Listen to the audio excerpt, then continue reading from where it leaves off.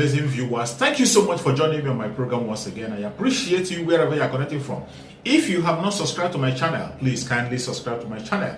Click the notification bell so that you'll be notified each time I upload a video. You will be among the first to receive it. Thank you so much and remain blessed.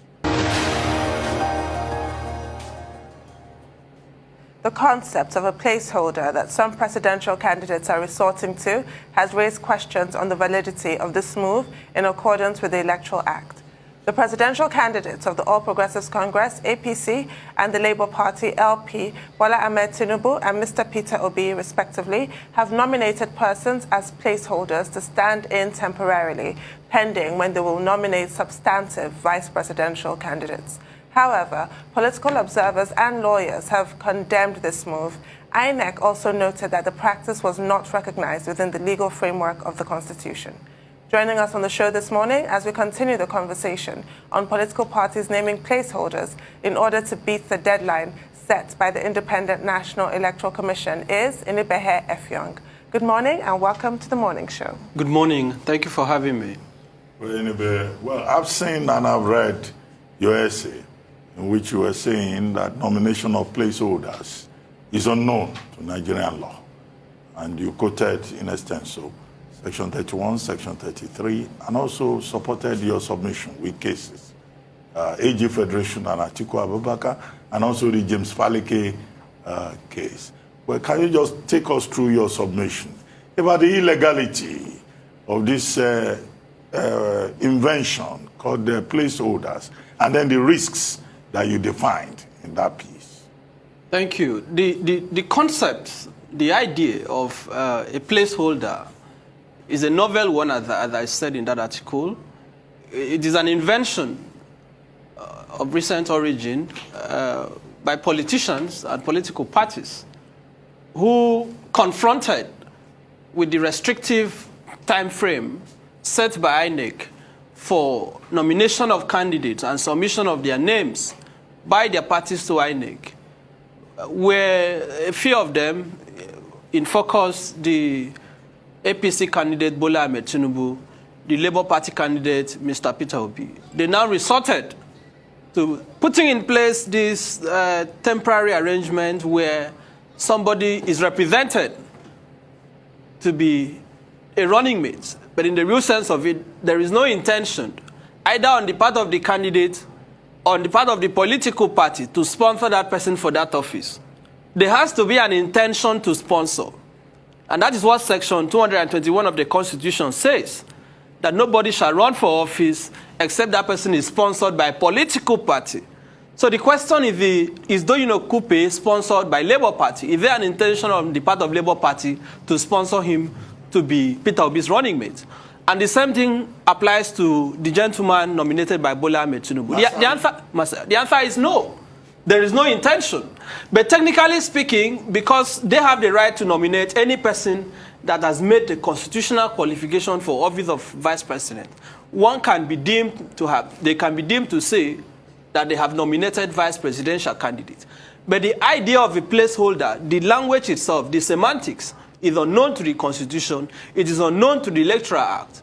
And the reason is very simple, as I said. When you look at Section 142 of the Constitution, it states unequivocally that nobody shall run for office of president, contest for office of president, except that person has nominated an associate to run as a vice presidential candidate with him.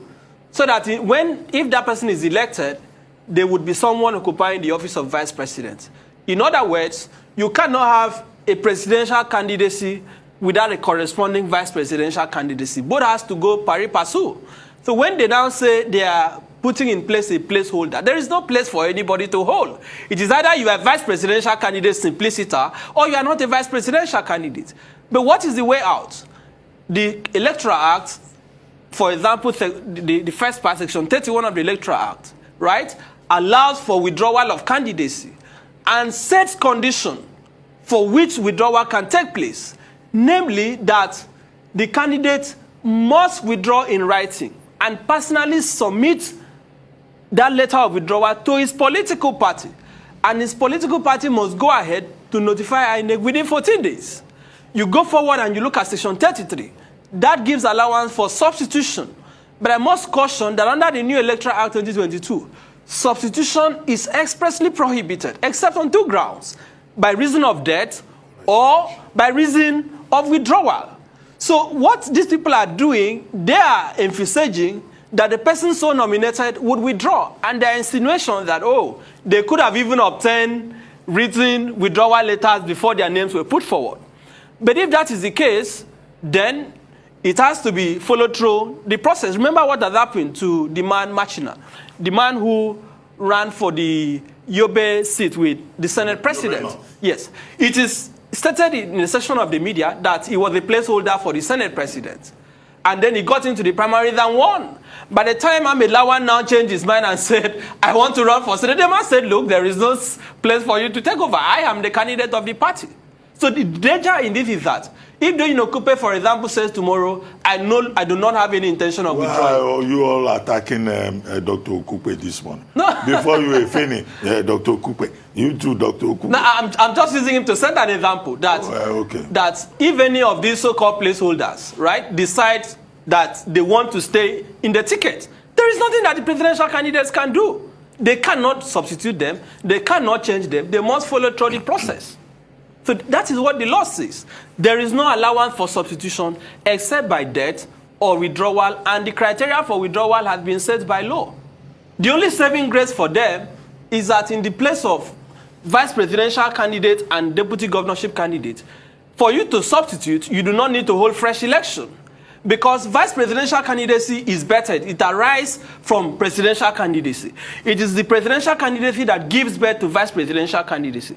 Unlike gubernatorial position or presidential position, that primary has to be held in compliance with Section 84 of the Electoral Act.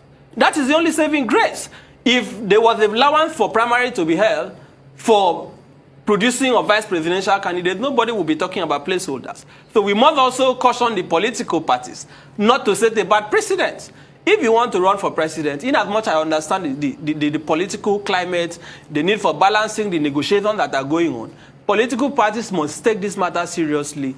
And because if you are running for office of president, you should have had in mind who you want to be your running mate. You should have had in mind. It should not be based on conjecture. It should not be based on what could happen, the unforeseen. There should be clarity of thought on who should run as your running mate. That clearly has not been the case. It has not been the case, particularly the case of the APC presidential candidate. You know, Peter Obi may be excused because he just got into Labour Party. Tinubu has been, he has openly declared it is his lifetime ambition to be president. So it should not be difficult, yes, it should not be difficult for him to say who he wants to be his running mate. It should not be difficult. What is the consultation that they are talking about? Who are you consulting? Right, with regards to Donya Kupe, these are the benefits and burdens of being a household name. We all just reach for his name very easily. And it's a huge compliment, I think. In Ibehe, already the stage is set, or I hope, for future Electoral Act amendments. This lacuna is one that could be closed. What else have you observed since the primaries, since the Ekiti election, with regards to the Electoral Act that should be tightened? For me, I believe the greatest threat today to our electoral process is this abominable criminality of vote buying. The situation where politicians and parties pretend that they are going into an electoral contest, like we have seen in Ekiti. And then on the day of the election, you have people going to the polling booth to share money to the voters, which is an electoral offense. Inducement of voters, buying of votes is a criminal offense. So the question for INEC, the question for the leadership of this country, the question for the police is, as of today, how many persons have been arrested on account of vote buying? I saw the drama, the comic display that EFCC did during the APC presidential primary, where they went there, you know, with their camouflage, and they pretended. I said, what are these people doing? If you want to share money to delegates, is it at the Eagle Square that you would share? You would have traced where the money is coming from. And we saw the same thing in Ekiti, where they were chasing after people. This is just comic relief. Nigerians know that as of today, there is no political will to stop the criminal practice of vote buying. So we must find a way to address that. And what is the way out? We need an Electoral Offences Commission. INEC is already overburdened. INEC is already saddled with more responsibility than it can attend to. INEC needs to be given the leverage. We need an independent body that will specifically have a mandate to punish those who corrupt our electoral system. And of course, regarding the primary election process, if you look at what Section 84 of the Electoral Act has done, which has now, to some extent, sought to address some of the imbalances that we saw in the 2010 Electoral Act. Now, that has also, again, come with its own challenges, right?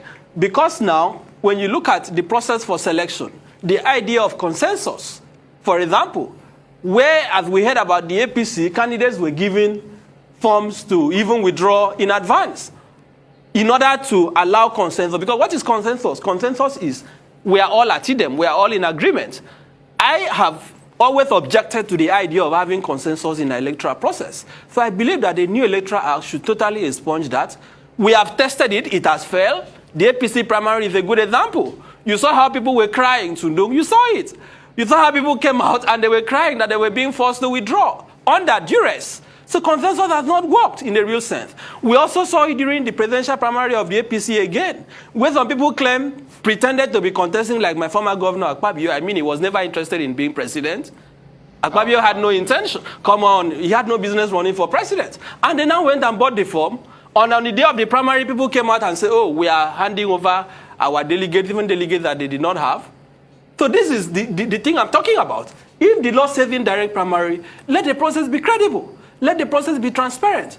As that today, INEC has no ability to monitor what political parties are doing. It has done to some extent, but largely INEC is not able because the functions are just too many. We need to unbundle INEC. We also need to look at the efficiency of INEC in terms of manpower, in terms of training. Look at PVC registration. It is a colossal failure.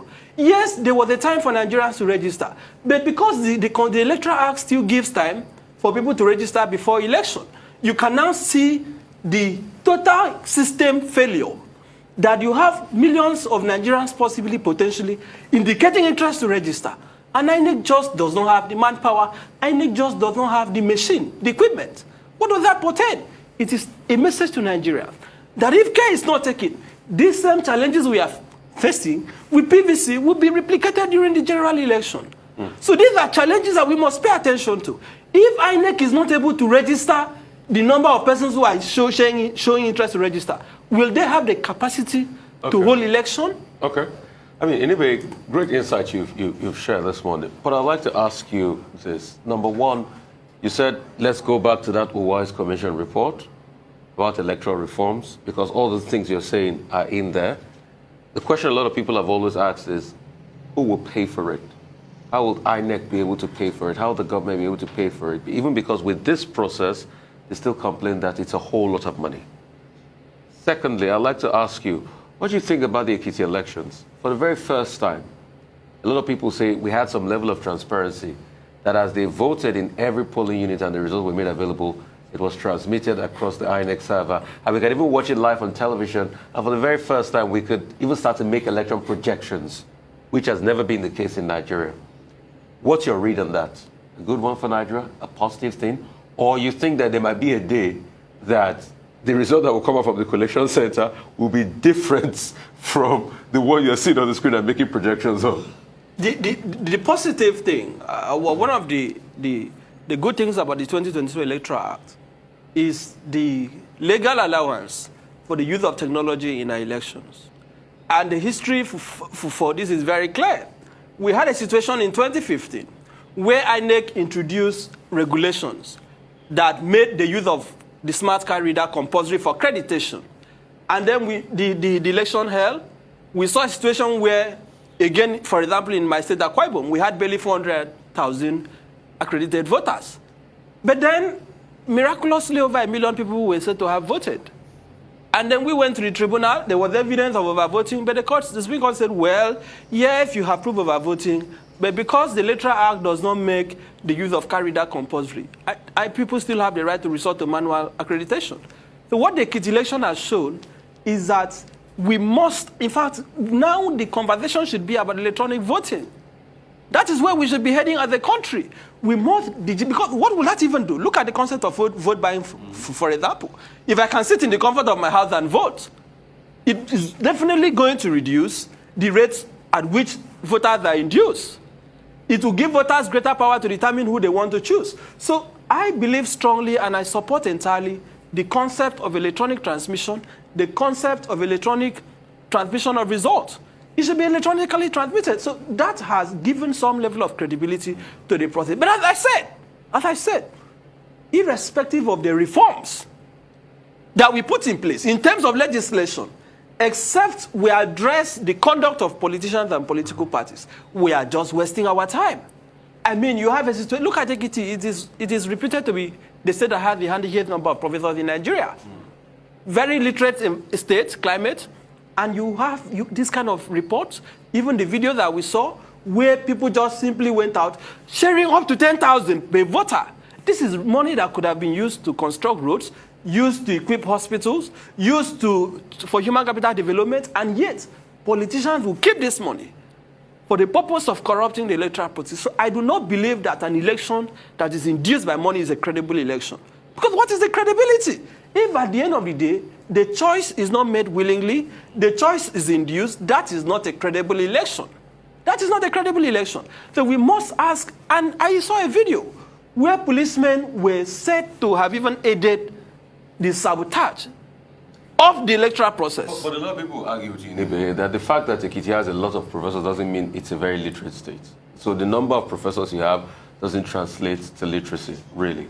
And that's what you saw out there, because the people that were collecting money were people that predominantly were stricken by poverty, didn't know their left from their right, and were largely uneducated people. That's another argument. Maybe literacy is not the issue. Yeah. Maybe enlightenment is the issue, yeah. Is probably the issue. But anyway, let's interrogate this, your point, about traditional bureaucracy, unbundling INEC, as you suggested. Well, that will translate into cost and further, leakages within the system. But I took that from the comment you made earlier. But about the Electoral Offences Commission, the law, as it is, the Electoral Act, sections 114 to 121, gives INEC powers to deal with electoral offences. Section 145 further empowers INEC to deal with electoral offences. But you say INEC is overpowered. Is INEC truly helpless? And then again, talking about the Electoral Offences Commission, Femi Falana, SAN, wrote a letter to the Speaker of the House of Representatives, drawing his attention to the fact that the Senate, in November 2021, passed a bill on Electoral Offences Commission in line with general recommendations dating back to the Waste Commission. But that up till now, the House of Representatives has not acted on that. And Falana SAN is threatening to go to court, to a federal high court, to seek an application, to apply for an order of mandamus to compel the House of Representatives to act accordingly. So what are the issues here? Do you think just passing the bill will solve the problem? Do you insist that additional bureaucracy will solve the problem? Clearly, because, Dr. Matthew, when you say INEC has the power to prosecute, let INEC come out with a list of electoral offenders that they want to prosecute from the Ekiti election. Let us see. I mean, that is the only way to debunk what I'm saying. Since 2015, how many people have been put on trial? How many political thugs have been arrested? How many police officers have been dismissed on account of aiding criminality on the day of election? How many soldiers who were involved in the madness that we saw in Rivers State, where soldiers were seen to have compromised the electoral process, how many of them were sanctioned? So the problem is lack of political will. The problem is also that clearly we do not have any institution today that is willing to address the issue of electoral reform. But I do agree with Mr. Femi Falana SAN, because really you need the concurrence of both chambers for a bill to be said to be passed. But we must also understand the people we are talking to. We are talking to people whose membership, an assembly whose membership, many of whom are beneficiaries of the decay and the flaw in the system. I mean, that explains the hesitancy, because what is their excuse? What is their excuse? When it concerns them, Like when they needed direct primaries, when they wanted to make it compulsory. We saw the issue of statutory delegates. We saw how excited, how passionate the National Assembly was. When their interest is at stake, they act differently. We clearly need an Electoral Offences Commission because what history has taught us is that INEC does not have what it takes or is just so infused with so much responsibility that it just cannot prosecute electoral offense. And I don't want to talk about the police. We know the police that we are talking about. I mean, you cannot ask an electoral offender to prosecute an electoral offense. More often than not, the police are complicit in electoral offenses. We know the role they play. We have seen several examples of this, even in Ekiti. How many policemen have been arrested? The political leadership is simply not there, and this is tragic. For a president who promised electoral reform, nothing has been done. So if INEC is saying that they have what it takes to prosecute electoral offenses, let them use Ekiti as an example to tell politicians and political parties that, look, this conduct will not be tolerable in 2023. Come out with a list. Show all the people you want to arraign in court. Except that is done, they are just, pretending that they can do this. We know that INEC has too much responsibilities. So clearly, I believe Justice Uwe's electoral report, there was wisdom in that recommendation because they had studied history. They had clearly seen that electoral offenses or prosecution of electoral offenders is something that requires some level of independence. It requires an independent body because here is the point. In every election, whether general election or by-election or supplementary election, Nigerians will be looking up to that commission. Let us see whether they are living up to their mandate. Let us see how many people they are going to arrest. Let us see how many people they are going to prosecute. But again, the EFCC also has a role in this. The money that is used to induce voters, where does the money come from? We have seen how hard it has been lately to get dollars from banks. We have seen these politicians have completely taken all the dollars in the country. Nobody will tell me that if the Nigeria Financial Intelligence, agency is interested in tracing where this money came from, or EFCC is genuinely interested, not the drama we saw, just going out with camera and saying, and be checking back, looking for dollar. Who does that? That is not how to look for criminals. They were just, entertaining Nigerians. If they genuinely want to know where these funds came from, they know how to go about it. They have the machinery. They have the manpower. Okay, on that note, we would like to thank you very much, Inibe Effiong. I didn't know that your knowledge scope also includes how to hide the dollars. Thank you for joining us.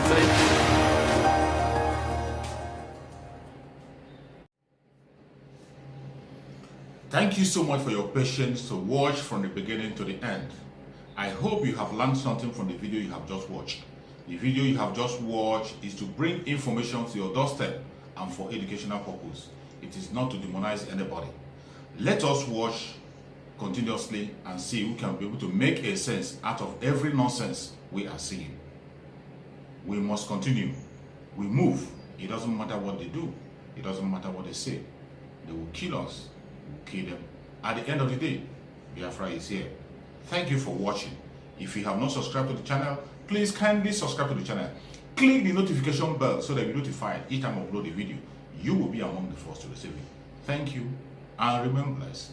Bye-bye. See you again.